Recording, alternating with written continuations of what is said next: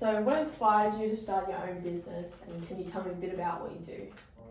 Yeah, I love business. I've got a couple other businesses that I've got on the side that I was ready to move into, and just love, helping people and providing solutions and anything that can help someone else. Yeah. Whether it be jerseys for playing, or everyone loves getting new jerseys or new uniforms. I used to love it when I was playing footy. When you get your new kit, you used to be pretty stoked. And yeah, so I like that side of it, and the business side of it is just providing a service that can help someone. Yeah. Is kind of the way I look at it. And how do you project the cost for your business with no prior business experience? Understand the costs, projecting things like that. I've been doing this for 10 years, so although I haven't been in business before, I knew that I was doing $1 million worth of sales as a sales rep, and I knew I could bring in 800 to $1 million in sales on my own. So pretty much I just use that projection for myself, starting from brand new. Like, it's really difficult because you might not bring in sales for like 6 months, so that's a difficult one. And I've got a couple of businesses that have taken 6 months to get any income coming in, so you need a bit of money behind you.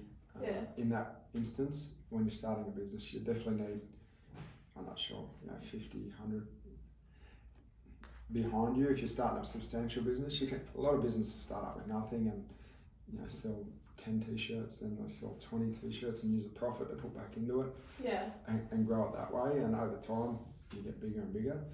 I was lucky enough to be doing it for quite a while, so I knew all the sales projections, so I just put that straight into my business. All the other finance, like the costs, the website, like accounting softwares, $50, $100 a month. All these other softwares that cost you $50, $100 a month. Like the accountant pretty much just plugged all in and said, this is, as a general rule, that's what they are.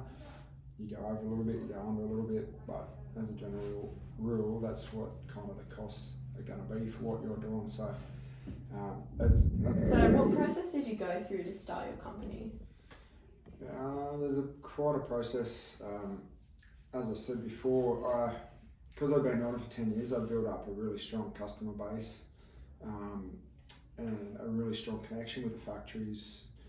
Even though I didn't own the company, I must be just a trusting type person that people come to, because the factory, when they started going to financial trouble towards the last couple of years, all the factories were ringing me. So I built a really strong relationship with the factories.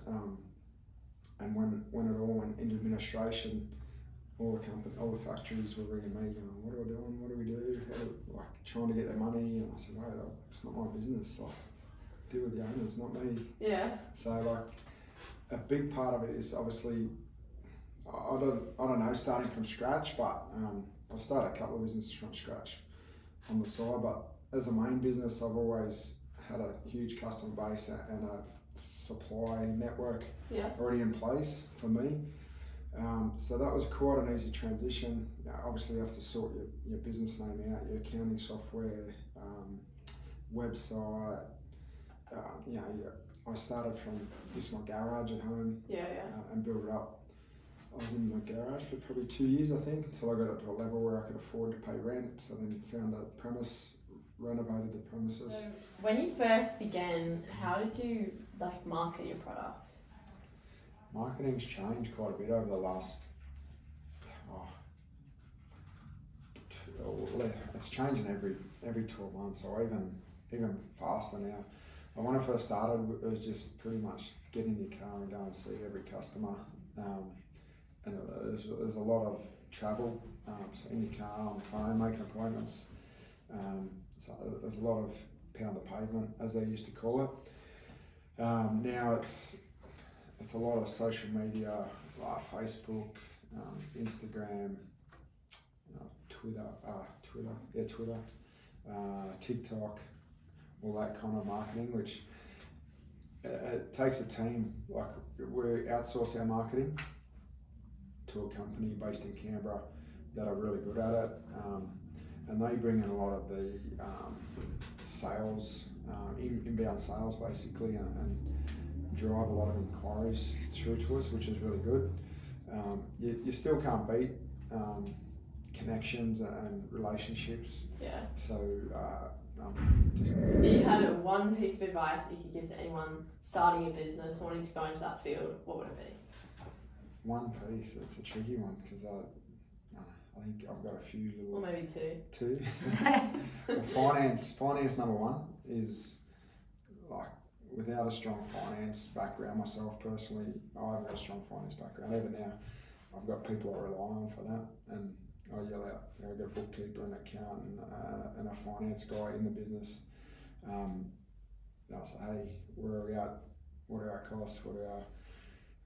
Whatever I need to know now, I just ask the question. But early days, you need to kind of know those things yourself, but you need to rely and build a strong network of finance. So as I said, probably an accountant, number one, when you're starting out, because you don't want to pay a lot of money, because those finance people cost a bomb. So they can, that alone can sink you if you get the wrong person. But if you've got an accountant, they'll guide you to, it won't cost you a bomb, because they do your BAS and they'll make a little bit on the way through. So having a strong finance team behind you. And the other one is just having a crack, just never take a no for an answer. For me, I wasn't the most talented rugby league player, but yeah, I worked harder. I went above and beyond. Persistence, everything's just work hard, work ethic, and persistence, and not take a no. If someone says no, there's always another route to getting a yes, or move on and find a yes somewhere else. But just persistence, and people don't say no. They generally say no because they're busy, or they've got something on, or they've got a relationship with someone else that might just keep knocking on the door. I always knock on the door, and my wife, how can you keep knocking on the door? And I keep saying no. I said, well, I'll say yes one day. Just not saying no at the moment. So, but probably those two, probably the biggest things, just to keep consistent. Persistence and consistency is the key.